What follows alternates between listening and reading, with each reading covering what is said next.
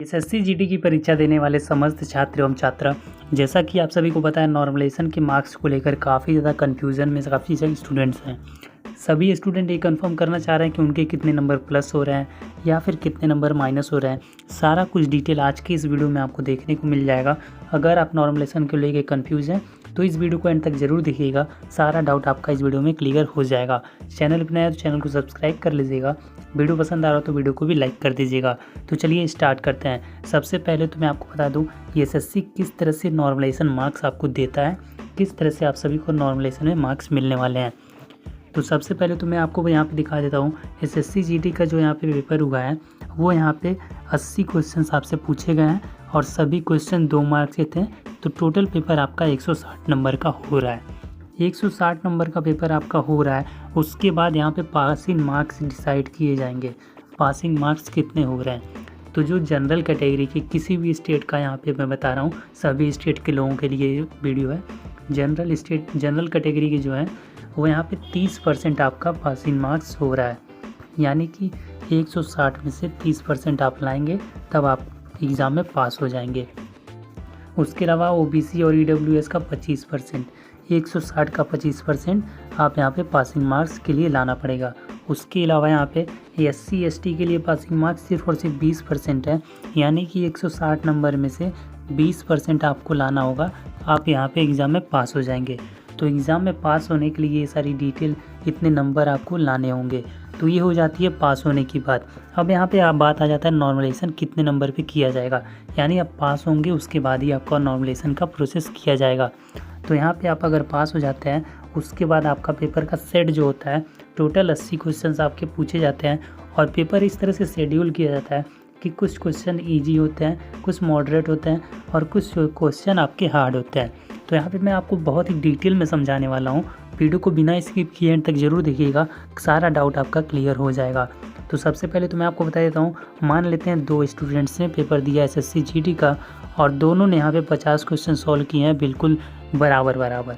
तो आप ऐसा सोचेंगे कि इनका भी नंबर सेम आएगा और इनका भी नंबर सेम आएगा, लेकिन एसएससी में ऐसा नहीं होता है। बहुत ही ध्यान से समझना होगा आपको।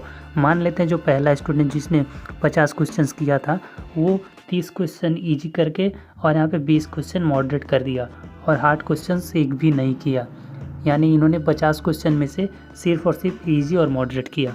और जो वहीं दूसरा स्टूडेंट ने 50 जो किया है वो यहाँ पे 20 मान लेते हैं हार्ड किया है और 10 यहाँ पे ये और 20 ऐसे, मतलब इजी मॉडरेट और हार्ड तीनों क्वेश्चंस मिला के इन्होंने 50 क्वेश्चन सही किए हैं। और जो पहला था वो केवल इजी और मॉडरेट मिला के 50 क्वेश्चन सही किए हैं। तो अब आपको लग रहा होगा कि दोनों लोगों का नंबर सेम आना चाहिए, लेकिन एसएससी में ऐसा नहीं होता है। जो इजी और मॉडरेट केवल किया है उनके कुछ नंबर माइनस किए जाएंगे और जो यहाँ पे हार्ड और मॉडरेट और इजी तीनों सेट को लेकर बराबर सॉल्व किया है उनके कुछ नंबर प्लस किए जाएंगे इनकी तुलना में। तो इस तरह से एसएससी का नॉर्मलाइजेशन का मार्क्स मिल जाता है। तो ये हो जाता है पहला तरीका नॉर्मलाइजेशन का। अब मैं आपको दूसरा तरीका बताता हूँ किस तरह से नॉर्मलाइजेशन आपका होने वाला है। दूसरा जो तरीका है वो शिफ्ट वाइज होगा। जैसा कि मैंने आपको शिफ्ट वाइज काफ़ी सारे वीडियोस भी दिए नॉर्मलाइजेशन को लेकर, तो कुछ ऐसे शिफ्ट हैं जैसे कि 15 जनवरी के बाद से जो एग्ज़ाम हुए हैं वहाँ तक पेपर इजी आ रहा था, इजी सेट बन रहे थे, इजी और मॉडरेट पेपर बन रहा था। उसके बाद जो 23 तारीख हुआ, 17 जनवरी के बाद का हुआ, वो सारे पेपर इजी, मॉडरेट और हार्ड तीनों सेट लगभग मिला के बनाए जा रहे थे। तो जो यहाँ पे इजी और मॉडरेट सेट जिसका भी बन रहा था वो अगर पाए हैं 60 नंबर और यहाँ पे इजी और मॉडरेट और हार्ड का जो पेपर है वो भी यहाँ पे 60 नंबर पा रहे हैं क्वेश्चन सॉल्व करके कंप्लीट अगर देखा जाए तो इनके नंबर कुछ नंबर माइनस होंगे और इनके कुछ नंबर प्लस होंगे। ऐसा नहीं रहेगा कि इस सेट में भी जितने लोगों ने नंबर उतने लाए हैं और इस सेट में भी जितने लोगों ने उतने नंबर लाए, दोनों लोगों का नंबर सेम रहे, ऐसा नहीं होने वाला। मैं एग्जांपल के तौर पे यहाँ पे 60 लिख रहा हूँ, आपको बहुत ही अच्छे तरीके से समझना होगा।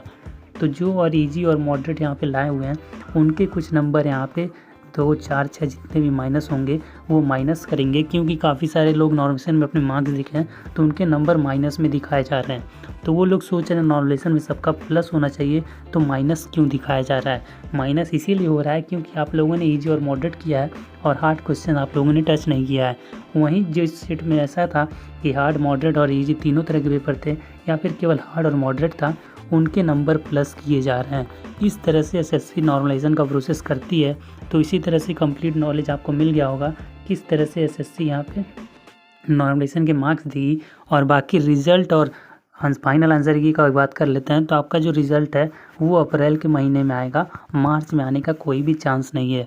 और जैसा कि कंप्लीट जानकारी आपको मिल चुकी होगी किस तरह से नॉर्मलाइजेशन के मार्क्स मिलने वाले हैं। आज की वीडियो पसंद आए तो लाइक कर दीजिएगा, चैनल पर पहली बार आए सब्सक्राइब भी कर लीजिएगा। थैंक यू दोस्तों, धन्यवाद।